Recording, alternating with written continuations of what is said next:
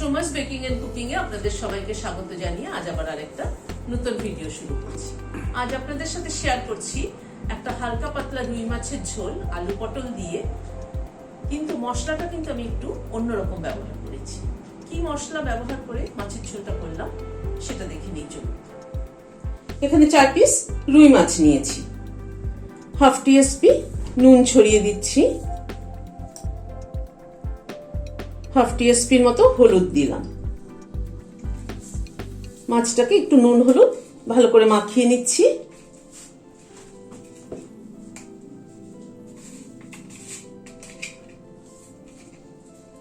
এই গরমে কিন্তু দেখবেন মাছের হালকা পাতলা ঝোল খেতেই বেশি ভালো লাগে। কিন্তু মাছটা নুন হলুদ মাখিয়ে নিলাম, মাছটা একটু সাইডে সরিয়ে রাখছি। এখানে 4টে পটল নিয়েছি আর একটা আলু নিয়েছি।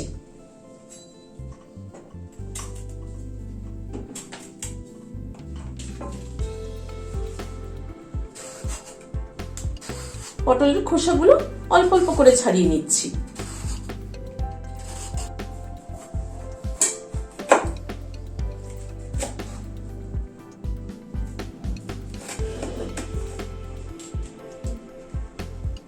পটলটাকে এরকম 4 টুকরো করে কেটে নিচ্ছি। পটলগুলোকে কেটে নিলাম আর আলুটাও এরকম লম্বা করে কেটে নিলাম। আলু আমি এখানে অর্ধেকটা আলু ব্যবহার করেছি, 4 টুকরো আলু নিয়েছি।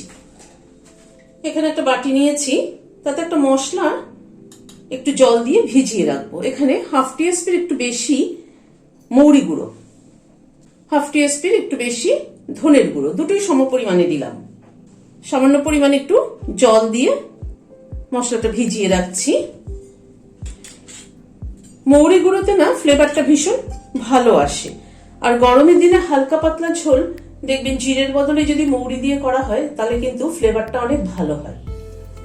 গ্যাসে একটা কড়াই বসিয়েছি, সরষের তেল দিচ্ছি। তেলটা একটু চারধারে লাগিয়ে নিচ্ছি কড়াই।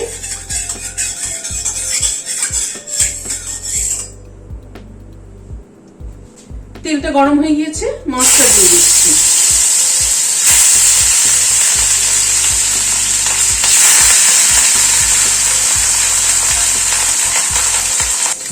মাছটা উল্টে দিচ্ছি।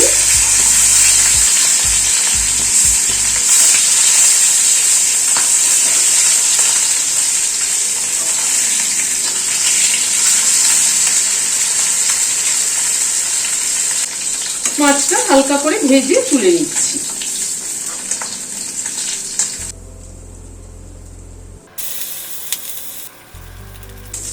এই মাছটাও ভেজে তুলে নিচ্ছি। ওই তেলে হাফ টিস্পুন মেথি ফোড়নে দিলাম।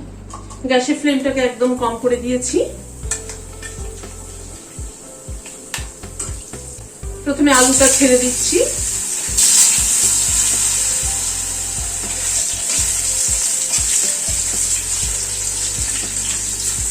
আলুটা প্রথমে একটু হালকা করে ভেজে নেব।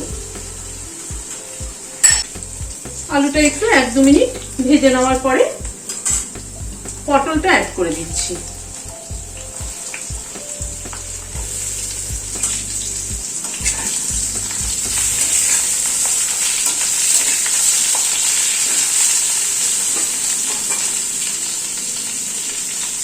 হাফ টিস্পুন নুন দিয়ে দিলাম, হাফ টিস্পুন একটু কম হলুদ দিলাম।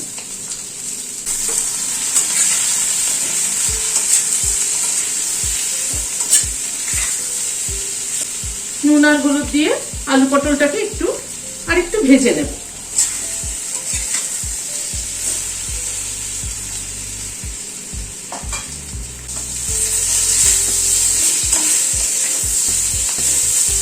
আলু পটলটাকে মিনিট 2 সময় ধরে একটু ভেজে নিলাম। এবার এই মশলাটা করে রেখেছি সেটা দিয়ে দিলাম। মৌরি আর ধনের যে গুঁড়োটা ভিজিয়ে রেখেছিলাম সেটা দিয়ে দিলাম।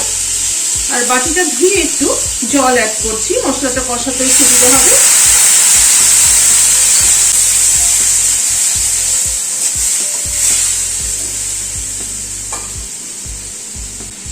হাফ টিস্পুন আদা বাটা অ্যাড করলাম।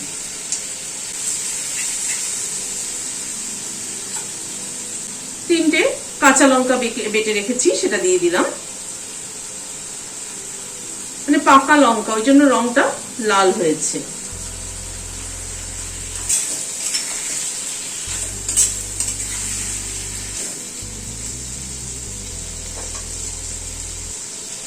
একটু লাল লঙ্কার গুঁড়ো সামান্য পরিমাণে একটুখানি জাস্ট কালারের জন্য অ্যাড করলাম, আর একটু হলুদ লাগবে মনে হচ্ছে, আর একটু হলুদও অ্যাড করে দিলাম।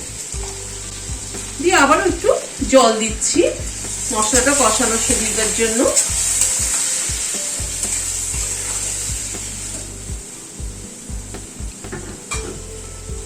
মশলাটাকে এবার একটু গ্যাসের ফ্লেমটাকে মিডিয়ামে রেখে মশলাটাকে একটু কষিয়ে নিচ্ছি।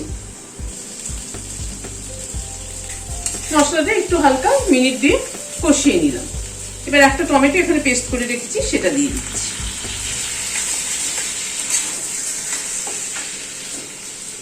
টমেটোটা একটু কষিয়ে নেব।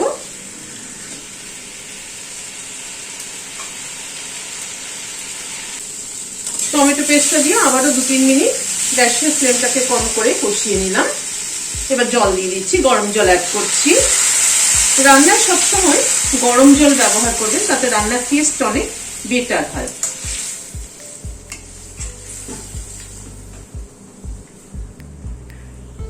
ঝোলটা একটু ফুটে উঠলে মাছগুলো অ্যাড করছি।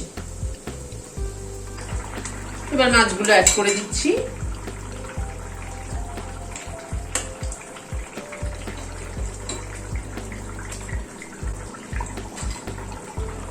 দিয়ে একটু ঢেকে দিচ্ছি, গ্যাসের ফ্লেমটাকে একটু মিডিয়ামে করে রাখছি। মাছটা ঝোলের সাথে ফুটলে ঝোলের টেস্টটা কিন্তু অনেক বেটার হয়। মিনিট 2 মতো ঢাকা ছিল, ঢাকাটা খুলছি।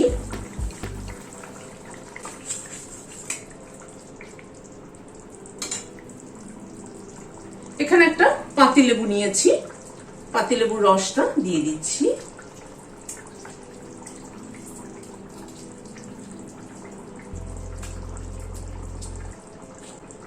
পুরো একটা পাতিলেবুর রসই ব্যবহার করলাম। লেবুটা ছোটই ছিল।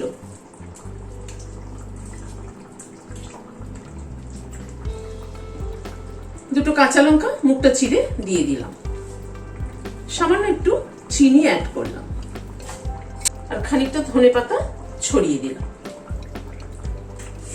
সবকিছু একবার একটু মিশিয়ে দিচ্ছি। দিয়ে গ্যাসের ফ্লেমটাকে বন্ধ করে দিয়ে ঢেকে দিচ্ছি।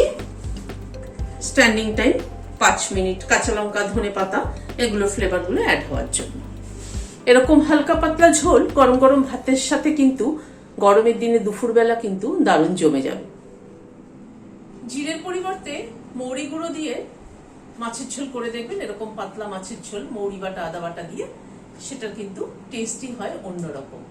আর লাস্টে যে লেবুটা চিপে দিয়েছি তাতে কিন্তু একটু টক টক ভাব হয়েছে, খেতে কিন্তু দারুণ লাগে।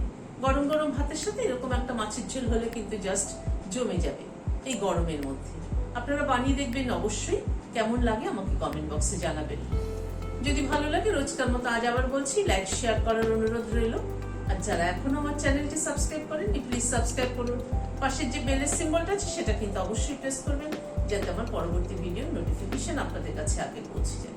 আজ তাহলে এখানে শেষ করছি। নমস্কার।